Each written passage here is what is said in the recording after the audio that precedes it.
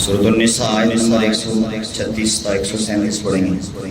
اعوذ باللہ من الشیطان الرجیم بسم اللہ الرحمن الرحیم یا ایہا الذین آمنوا آمنوا باللہ ورسولہ والکتاب الذی نزل علی رسولہ والکتاب الذی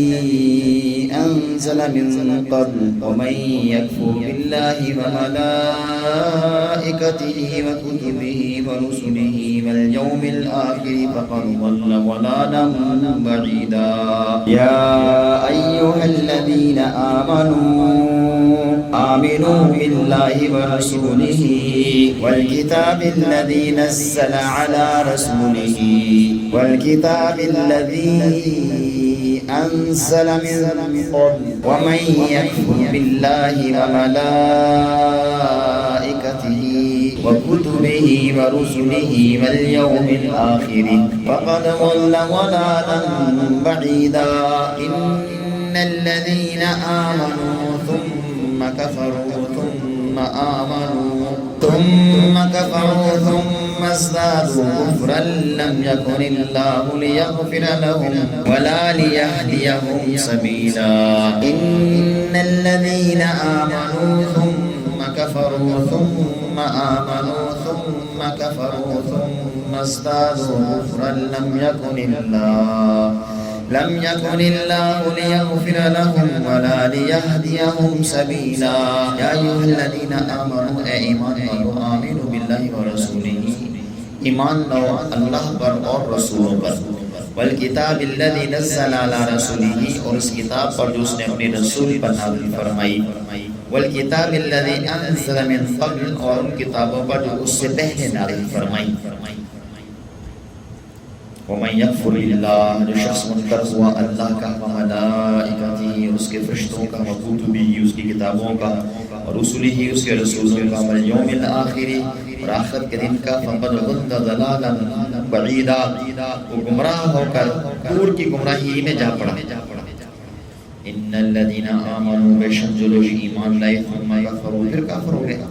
ثم آمنوا پھر ایمان لائے ثم کفروا پھر کفر میں پڑھتے چلے گئے کفروا پھر کفر میں ثم ازدادوا یعنی ایمان لائے پھر کافر ہوئے پھر کفر میں بڑھتے چلے گئے ثم ازدادوا کفر میں بڑھتے چلے گئے کفرا لم یکن اللہ لیغفر لهم اور ان کو نہیں بخشے گا اللہ لا لیہدیہم ان کو نہ راہ دکھائے گا سبیلا ہدایت سیدھا راستہ نہیں دکھائے گا اور تو ان کو نہیں بخش اور تو اللہ ان کو نہیں بخشے گا اور نہ ان کو راہ دکھائے گا ان آیات مبارکہ میں اولا مسلمانوں کو خطاب فرمایا ہے کہ اپنے ایمان پر جمے رہو اور اس کے رسولوں پر اس کی موجودہ کتاب پر یعنی قرآن عظیم الشان پر اور اس کی ان کتابوں پر جو پہلے نازل فرمائی ہیں تورات زبور انجیل ان پر سب پر ایمان لاؤ وہ اپنے وقت میں سب پر حق سچی تھی بعد میں تحریف ہوگی جو کہ قرآن نے خود کہا ہے وہ تحریف ہو جائے جو اللہ نے نازل کی تھی جو منزل من اللہ ہے وہ حق پر حق ہے بے ایمان لاؤ کو اللہ کی طرف سے اور قرآن عظیم الشان پر بھی ایمان لاؤ مزید یہ فرمایا کہ جو شخص اللہ اس کے رسول فرشتوں اور اس کی کتابوں کا اس کے پیغمبروں کا اور آخرت کے دن کا انکار کرے وہ دور کی گمراہی میں جا پڑا اس میں اصول ایمان بتائے ہیں کیا بتائے ہیں اصول ایمان ان چیزوں پر ایمان لانا فرض ہے جس آیت میں مذکور ہوئے جس کو ہم ایمان مجمل اور مفصل میں بھی پڑھتے ہیں مفصل میں کیا پڑھتے ہیں آمنت باللہ وملائکتہ وکتبہ ورسلہ والیوم الآخر والقدر خیر و شر من اللہ تعالی والبعث بعد الموت اس آیت مبارکہ میں جو ہے وہ ایمان کا تذکرہ آ گیا اللہ پر بھی اور رسولوں پر بھی اور کتابوں پر بھی اور آخرت کے دن پر یہاں پہ ایک چیز کا تذکرہ نہیں ہے والقدر خیر و شر من اللہ وہ حدیث میں اس کا ذکر ہے تو یہ اصول ایمان بتائیں ان پہ ایمان لانا فرض ہے چنانچہ حدیث جبرائیل میں تقدیر پر ایمان لانے کو بھی اصول ایمان میں شامل فرمایا گیا ہے جب کوئی شخص ان چیزوں پر ایمان لائے گا تو آگے سارے دین پر ایمان لانا لازم ہو جائے گا کیونکہ سارا دین اللہ نے اپنی کتاب میں خود بتایا ہے یا اپنے رسول کے ذریعے بتایا ہے جو بھی کسی چیز کا اللہ اور اس کے رسول کی بتائی چیزوں میں منکر ہو جاتا ہے وہ کافر ہو جاتا ہے کسی ایک چیز کا بھی انکار کر لیتا ہے ان چیزوں کا انکار بہت بڑی گمراہی ہے اس کو ضلالا بعیدا فرمایا یعنی انسان جو ہے نا بڑی گمراہی میں جاتا ہے تو یہ اصول ایمان بتائے ہیں کہ ان چیزوں پر ایمان لانا فرض ہے، ان میں کسی ایک کا انکار کرنا بھی کیا ہے؟ کفر ہے۔ آگے منافقین کا ذکر فرمایا سورہ بقرہ کے شروع میں، جو ہم پہلے پڑھ چکے ہیں کہ منافق کا ظہور کیوں ہوا تھا۔ منافق لوگ جو تھے وہ جہاں دیکھتے تھے ہماری مطلب براری ہو رہی ہے تو وہ ادھر ہو جاتا تھا، وہ ٹولہ کبھی مسلمانوں کی طرف کبھی اپنے آپ کو مسلمان ظاہر کرتا تھا، اندر میں کافر لوگ تھے۔ اور منافقت اختیار کرنے والے لوگ کیسے ظاہر ہوئے اور کون لوگ تھے؟ انہوں نے اس کی ضرورت کیوں محسوس کی کہ وہاں دیکھ لیا جائے؟ ان لوگوں کے سامنے دنیا تھی، طلب دنیا کی وجہ سے مفاد ظاہری کے پیش نظر ظاہری طور پر ایمان قبول کر لیتے تھے، اندر سے کافر ہی رہتے تھے۔ ان میں سے بعض کو تو ایمان کی توفیق ہوگی اور بعض کفر میں پڑھتے چلے گئے۔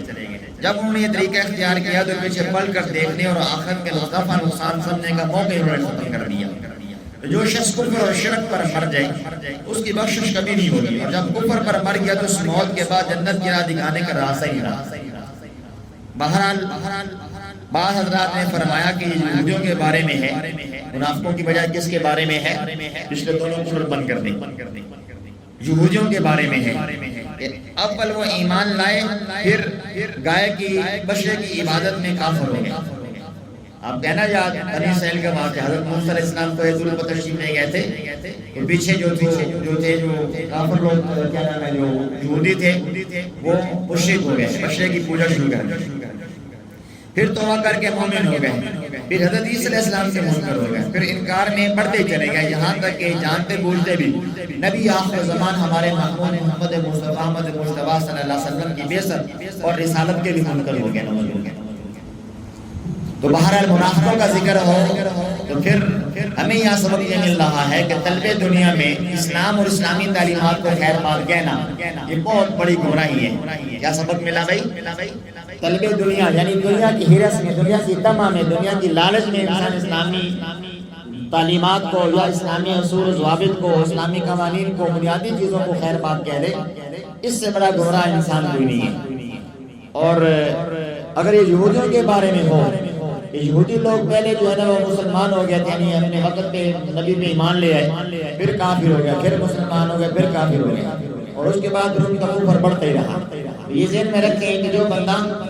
اپنے آپ کو سنوارنا نہیں چاہتا تو پھر اللہ تعالیٰ بھی اس کو ہدایت عطا نہیں فرماتے۔ ہدایت کے لیے دل میں طلب کا ہونا ضروری ہے، اس کا ہونا ضروری ہے،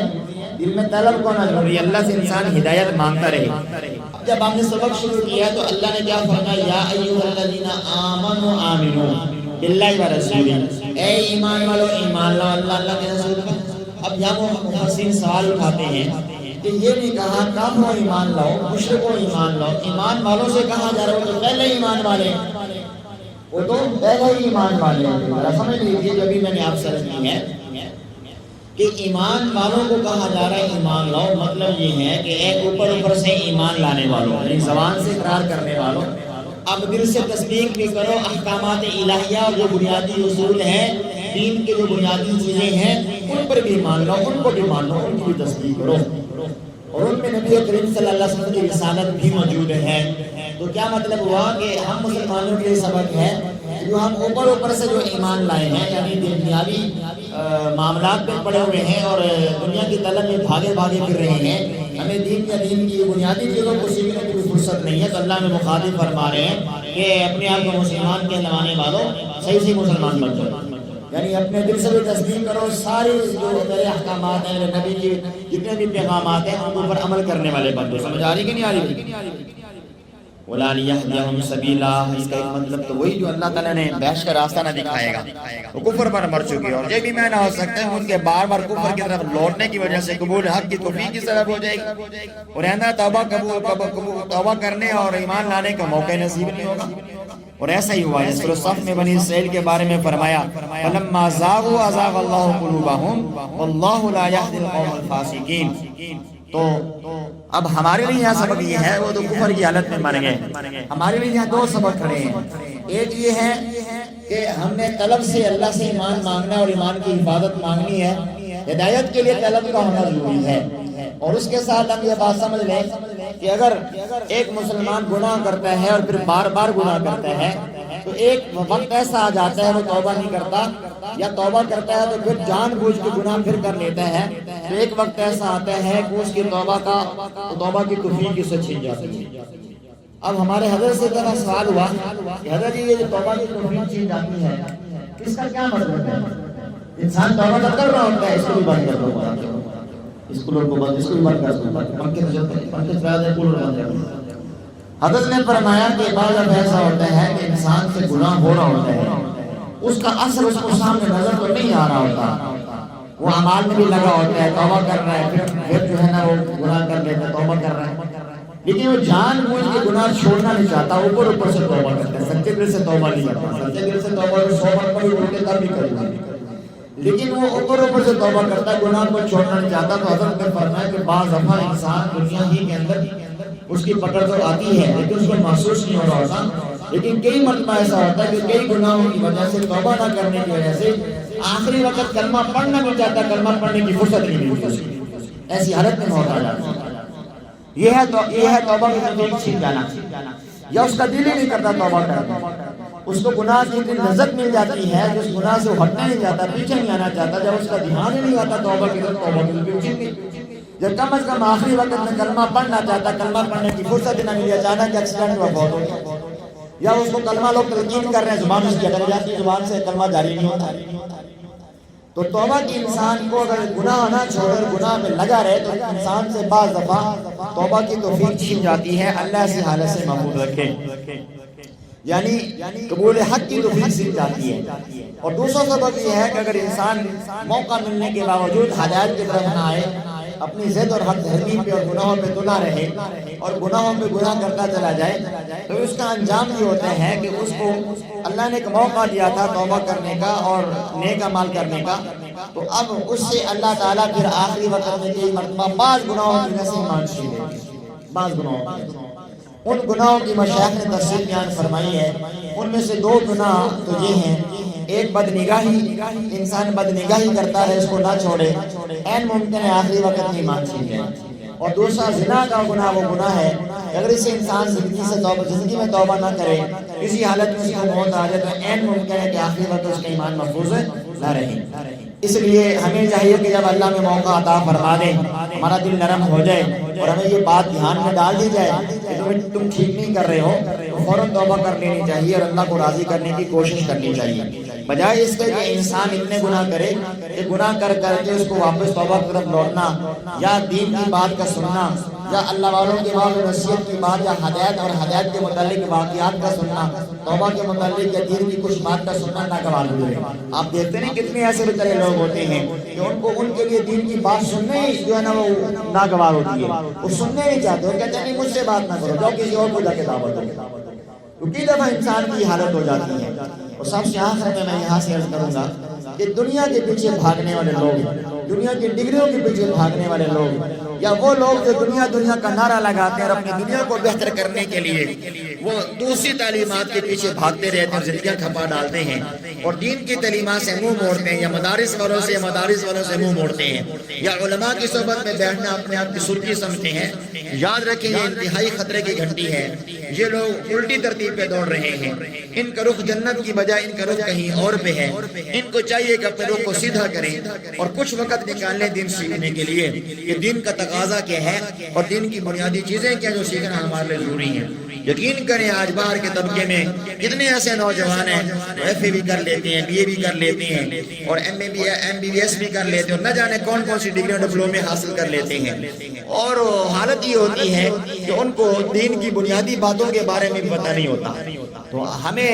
اس طرف توجہ کرنی ہے اور ان نوجوانوں کو بھی اپنی طرف متوجہ کرنا ہے اور ان کو بتانا ہے کہ بھئی جو دنیا میں زندگی تم گزار رہے ہو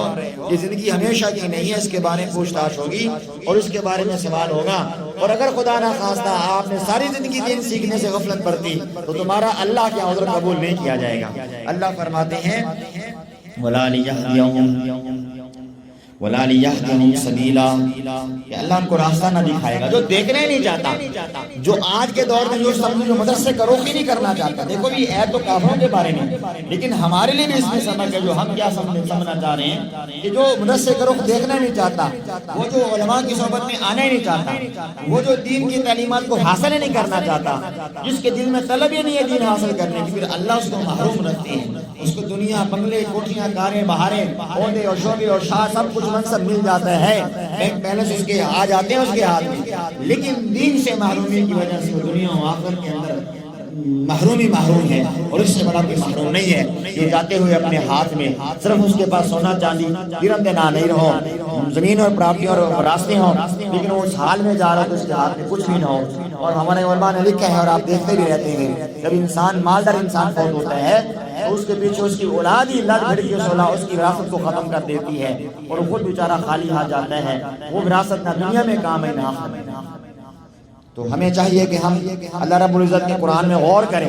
قرآن شریف کو اس نظریے سے پڑھیں کہ قرآن ہمارے لیے ہے۔ یہ قرآن کافروں کے لیے واقعات بیان نہیں کرتا، یا سابقہ واقعات کس سے کہانیاں بنا کے ہمیں بیان کر کے صرف ہمیں مزہ نہیں دیتا، بلکہ قرآن ہمارے لیے اور آخری انسان تک جو قیامت سے پہلے جو بھی مسلمان جو بھی انسان آئے گا اس کے لیے ہدایت کا ذریعہ ہے۔ ہمیں اپنی اصلاح کی نظر سے اس قرآن شریف کو پڑھنا چاہیے۔ ہم جو سبق پڑھتے ہیں قرآن شریف کو دہراتے ہیں اور قرآن شریف کو یاد کرتے ہیں، ترجمہ پڑھتے ہیں، اس کے ساتھ ان آیات کو سمجھنے کی کوشش کرتے ہیں، ہم سب سے پہلے ہماری اپنی ذات ہدف ہونا چاہیے، ہماری اپنی ذات ٹارگٹ ہونا چاہیے۔ ہم سمجھتے کہ شاید بس قرآن شریف کا ترجمہ تفسیر کر لیں گے ثواب مل جائے گا۔ بھئی ترجمہ تفسیر کا مقصد یہ ہے کہ قرآن کہتا کہ یہ اللہ کا قرآن ہے، یہ اللہ کا کلام ہے، ہم سے گفتگو کرتے ہیں، ہم سے گفتگو کرتے ہیں۔ اب اللہ ہم سے کیا گفتگو کر رہے ہیں، یہ کلام ہم سے کیا گفتگو کر رہے ہیں، ذرا توجہ سے سنیے، اس نظریے سے سنیے، اس تصور سے سنیے کہ اللہ مجھ سے گفتگو کر رہا ہے، یقین جانے مزہ آئے گا۔ اوپر قرآن شریف کے الفاظ کو دیکھو اور یہ دھیان رکھو کہ اللہ تعالیٰ مجھ سے، ہر بندہ یہ دھیان رکھے کہ اللہ تعالیٰ مجھ سے گفتگو کر رہا ہے،